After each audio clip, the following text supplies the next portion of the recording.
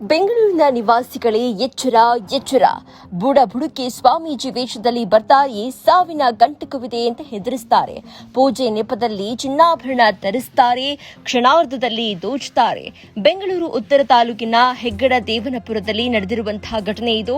ಮೋಹನ್ ಎಂಬುವರ ಬಳಿ ಬಂದಿದ್ದ ಬುಡಬುಡುಕಿ ಸ್ವಾಮೀಜಿ ಮೋಹನ್ ಪತ್ನಿ ಉಷಾ 8 ತಿಂಗಳ ಗರ್ಭಿಣಿ ಇದ್ದ ಹಿನ್ನೆಲೆ ಉಷಾ ಬಳಿ ಈ ಮನೆಗೆ ದೋಷವಿದೆ, ಸಾವು ಸಂಭವಿಸುತ್ತೆ ಅಂತ ಹೆದರಿಸಿದ್ರು ಕಳ್ಳ ಸ್ವಾಮೀಜಿ. ನನಗೆ ಹಣ ಬೇಡ, ಉಚಿತವಾಗಿ ಪೂಜೆ ಮಾಡ್ತೀನಿ ಅಂತ ಹೇಳಿ ಪ್ರಾರಂಭದಲ್ಲಿ ಅವರನ್ನ ನಂಬಿಸಿದ್ರು.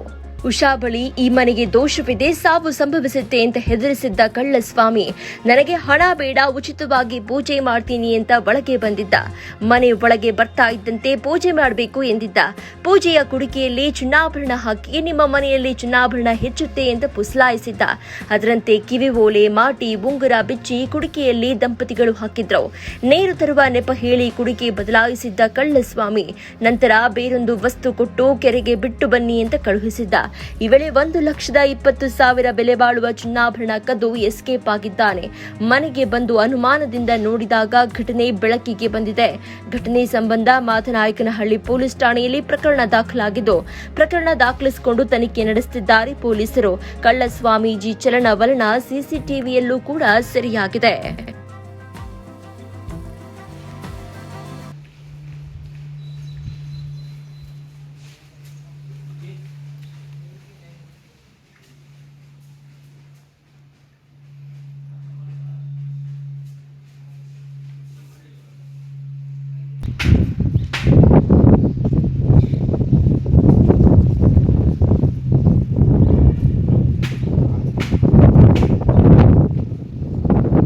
ಸರ್, ಹಿಂಗೆ ಡ್ಯೂಟಿಗೆ ಟೈಮ್ ಆಗಿತ್ತು. ನಾವು ಡ್ರೈವಿಂಗ್ ಕೆಲಸ ಮಾಡ್ಕೊಂಡು ಜೀವನ ಮಾಡ್ತಿರೋದು ಬೆಂಗಳೂರಲ್ಲಿ.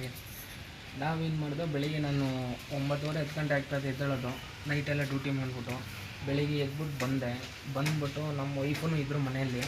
ಸರಿ ಅಂತ ಹೇಳ್ಬಿಟ್ಟು ಹಿಂಗೆ ಯಾರೋ ಬುಡ್ಬುಡ್ಕೆ ಅವ್ರು ಬಂದರು.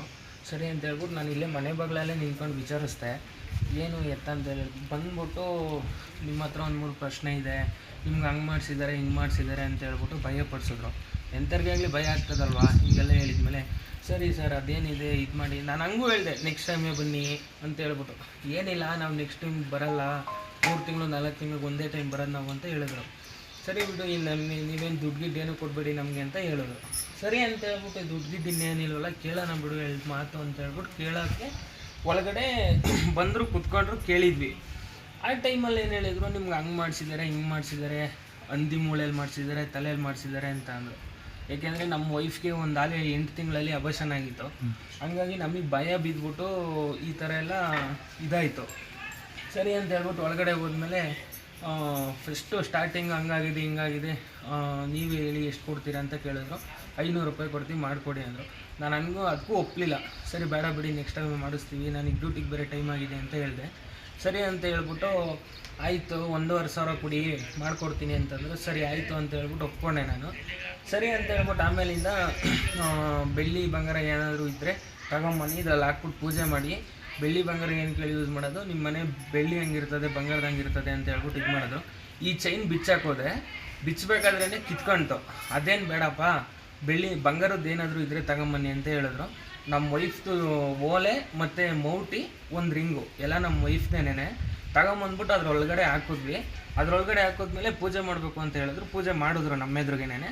ಸರಿ ಅಂತ ಹೇಳ್ಬಿಟ್ಟು ಇದೆಲ್ಲ ಆದಮೇಲೆ ಎಕ್ಕದ ಗಿಡದಲ್ಲಿ ಎಕ್ಕದವನು ಮತ್ತು ಹೂವು ತಗೊಂಬರ್ರಿ ಅಂತ ಕಳಿಸಿದ್ರು ನನ್ನ. ಸರಿ ಅಂತ ಹೇಳ್ಬಿಟ್ಟು ಹೋದೆ ನಾನು. ಆ ಗ್ಯಾಪಲ್ಲಿ ನಮ್ಮ ವೈಫ್ನ ಚೊಂಬಲ್ಲಿ ನೀರು ಕೊಡಿ ಅಂತ ಕೇಳಿದ್ದಾರೆ. ಅವರು ಒಳಗಡೆ ನೀರು ತರಕ್ಕೆ ಹೋಗಿದ್ದಾರೆ. ಆ ಟೈಮಲ್ಲಿ ಕುಡಿಕೆ ಎಕ್ಸ್ಚೇಂಜ್ ಮಾಡಿದ್ದಾರೆ. ಬಂದಮೇಲೆ ಸರಿ ಅಂತ ಹೇಳ್ಬಿಟ್ಟು ಎಕ್ಕದವನು ಪೂಜೆ ಮಾಡಿದ್ರು, ಎಲ್ಲ ಮಾಡಿದ್ರು. ಇಲ್ಲಿ ಪಕ್ಕದಲ್ಲಿ ಒಂದು ಹೆಗ್ಗಡದೇವನಪುರ ಕೆರೆ ಅಂತ ಇದೆ, ಅಲ್ಲಿ ಹಾಕಿ ಬನ್ನಿ ಅಂತ ಹೇಳ್ಬಿಟ್ಟು ಕಳಿಸಿದ್ರು ನಮ್ಮನ್ನು ನಮ್ಮ ವೈಫ್ನು. ಸರಿ ಅಂತ ಹೇಳ್ಬಿಟ್ಟು ಹೋಗ್ಬಿಟ್ಟು ಹಾಕಿ ಬಂದ್ವಿ. ನನಗೆ ಯಾಕೆ ಡೌಟ್ ಬಂತು.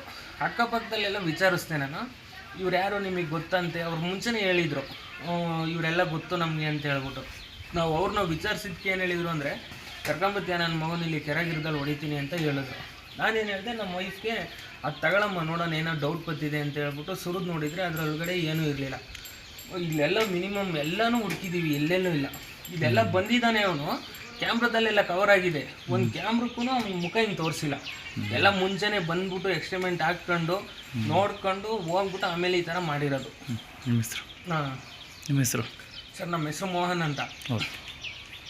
ನೀವು ಸಣ್ಣ ಆಗ್ಬೇಕಲ್ವಾ, ಅದು ಒಂದು ಉತ್ತಮ ಆಹಾರದಿಂದ ಸಣ್ಣ ಆಗ್ಬೇಕಲ್ವಾ. ಪ್ರತಿದಿನ ನಮ್ಮ ಜೀನಿ ಸ್ಲಿಮ್ ನ ಯೂಸ್ ಮಾಡಿ ಯಾವುದೇ ಸೈಡ್ ಎಫೆಕ್ಟ್ ಇಲ್ದಂಗೆ ನೀವು ಸಣ್ಣ ಆಗ್ತೀರಾ.